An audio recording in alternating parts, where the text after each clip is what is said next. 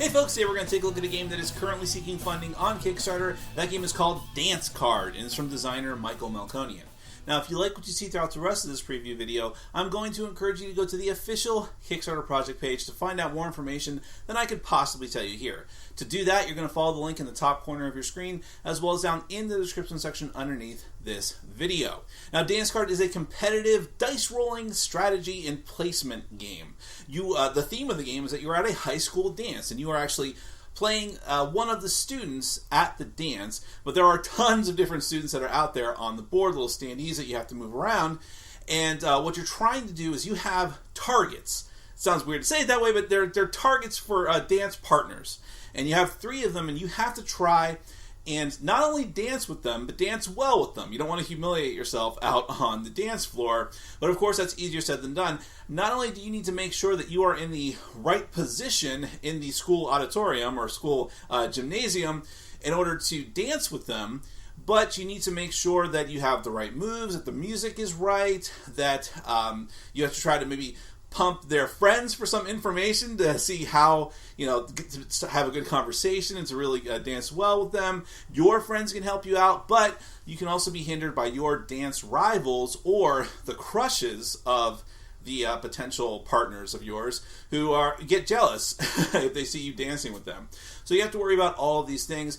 Gameplay-wise, what you're doing is building a pool of dice with whatever you can, however you can, in order to try and meet these dice roll challenges. Now, it sounds very complicated, but of course it is not, and we're going to break it all down for you with a preview section here. But do bear in mind that what you see in this section is going to change in the final version. Some things can be final, some things may change. That's why you go to the official Kickstarter project page to find out more information. But then in any event, we will come back and discuss it further.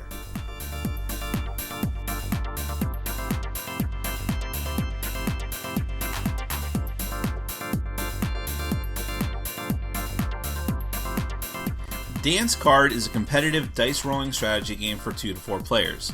Each player is a student at a high school dance, and your goal is to dance successfully with 3 specific student partners. But this is far from easy. First, you must make sure your student and their potential partner are in the same place, and then you must make a challenging dice roll. Fortunately, you can get help from your friends and your target's contacts, potentially, and try to dance when your partner's favorite music is playing.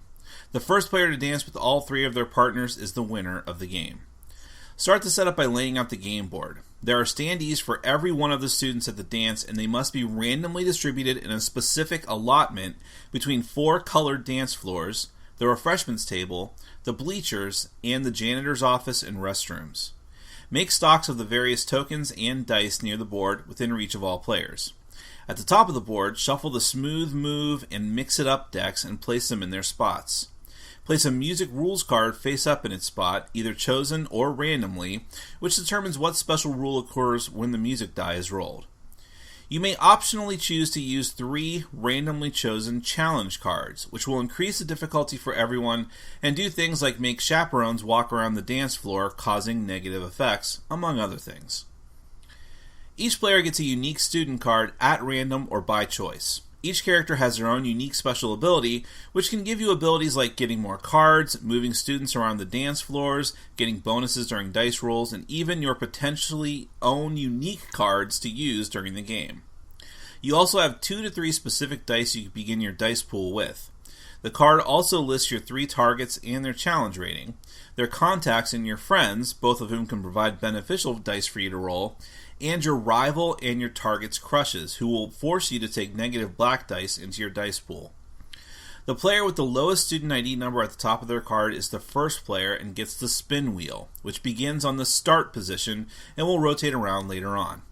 Then you can begin the game. The first phase of the active player's turn is the spin dial phase, where that player normally rotates the spin dial to the next action and resolves it, except on the first turn where the first player just resolves the start action, which is to roll a music die and place it on the music rules card. Depending on the rules card, a different special effect will come into play. If the spark action is resolved on the spin wheel, you'll get the free move action detailed on the bottom of the rules card if it's your turn, among potentially other actions if certain challenge cards are used. Other actions on the spin wheel include extra move actions and drawing a smooth moves or mix it up card. There are 12 unique smooth move cards, and you can use as many of them as you like on your turn as free actions to resolve their effects, or you can ditch them, that is, discard them, to gain bonus move actions for each ditched card. Mix it up cards will do just that. It will mix up the students on the dance floor, moving either the specific friends, contacts, rivals, or crushes of certain players, or just moving around entire colored dance floors. The next phase is the action phase. You have 2 actions and 4 options on how to spend those actions. With the move action, you can move any student to any adjacent location, but you cannot move one of your dance partners into the same space as your student. The chat action can happen if you're in the bleachers or refreshments area at the same time as one of your partner's contacts. You take a token of the appropriate color and place it on their portrait on your card, and later you'll get to roll a die of that color when trying to dance with that particular partner. The nerve action lets you get rid of fail tokens you may have accrued and draw smooth move cards in their place for each one that you discard. You can only do this in either the restrooms or janitor's office. And finally, the most important action is dancing. If your student is in the same area as one of your partners, you can attempt a roll to dance with them. You build a dice pool using your base character dice, dice from your friends who are in the same area, negative black dice from rivals and or crushes in the same area, and potentially dice from your partner's contacts if they were chatted with earlier and you have tokens on their portrait. Roll all of these dice together and then add up the numbers that you get. If the final number meets or beats the difficulty rating of the partner you're dancing with, you dance successfully. Also, some particularly challenging partners require you to roll certain symbols that must match the symbols on their portrait in addition to meeting the difficulty rating number. If you succeed on all of that, you put a success token on that partner portrait.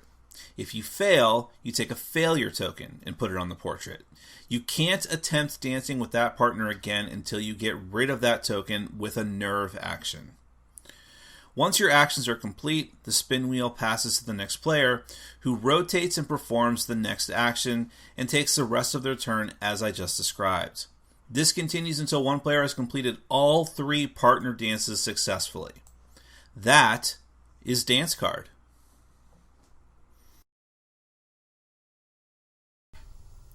Well, the first thing you got to talk about with this game is the theme, which is really a stellar theme. When you think about it, I can't think of any other game that has the theme of high school dance, which, you know, depending on who you are, you either have incredibly fond memories of that time or maybe not so fond memories of that time, to put it mildly. But regardless of that, it is interesting, untread territory for a lot of board games. And to be honest, I would think that if someone wanted to use this theme, they'd probably just slap it on a card-only game where the theme didn't really matter very much, just so they could use, high-quality artwork, which this game also has. But what they did here instead was make it so that there is an actual spatial element to the game, which is not only very important for the pure gameplay mechanics of it, but also really helps bring the theme out. So it actually feels like, there's this party going on, this dance party going on at the school, and the kids are moving around constantly, as they would do. No kid's just going to stay in one place or just dance in one area the whole time. They're going to go to the refreshment table. They're going to go hang out at the bleachers. They're going to use the restroom. They're going to go to the janitor's office for some reason. I'll leave it to your imagination. So all of these potential things would happen in a real-life dance situation, and they try their absolute best to bring that out in this game as well. But of course, the core gameplay element is that dice rolling, but that's also interesting too, because I think that a lot of other games would have just gone the simple route and just throw a bunch of dice and see what number comes up, and maybe you just add some very simple modifiers. But this is where the spatial element comes into play. You have to try and position yourself you must position yourself so that you're in the same spot as your dance partner, and then you need to desperately try to have the best dice pool possible by doing several things, being in the same spot as your friends as well. So there, you have to try and use smooth move cards, your character special ability, so on and so forth, to try and position your friends in the same spot as you and as your partner that you're trying to target on that particular turn. But then you want to make sure your rival's not there, your partner's crush is not there. If you had previously, ahead of time, possibly on a whole other turn, possibly rounds ago, if you had set it up so that you were chatting with the contacts of your crush or of your partner, then you can use those dice as well. But again, this all needs to be built up. It is not just a spur of the moment, throw as many dice as you can. You need to build, you're literally building this dice pool over time.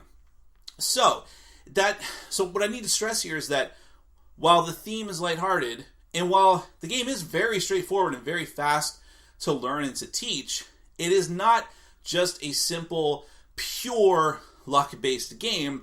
There is luck in the die roll, but you are trying desperately to build that dice pool to your advantage over the course of the game. The fact that there are 3 rivals of escalating difficulty that you could theoretically tackle out of order, doesn't matter, means that you are constantly wondering, like, what's the most efficient thing I can do now? If all I can do is chat with a contact I may not even get to for a while, at least I can do that. So you never feel like you're wasting your actions. And you're always manipulating the board to suit your ends, but the other players are doing that too. So it's also an interactive game in that sense. What can you do to set yourself up? Maybe keep your opponents from getting too far ahead of you as well. But do you sacrifice your actions to stymie your opponent? You know, there's just so much going on, despite the fact that it is a very straightforward game. There is the whole aspect of the dance moves card, or the music rules card, where you roll that die, and then that's going to modify what some of the rules are for the game.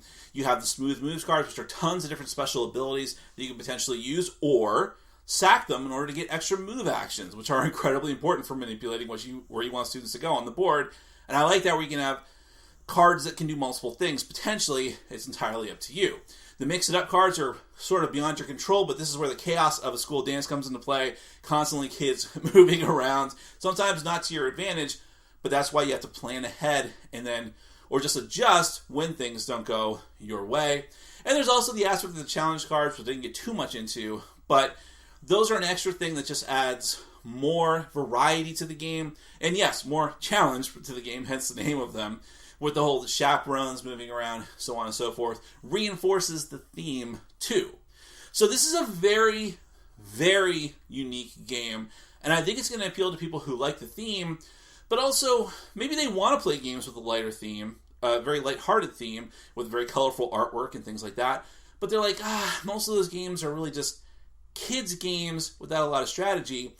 This would be the game for them, potentially, because there is heavy strategy here if you're looking for it.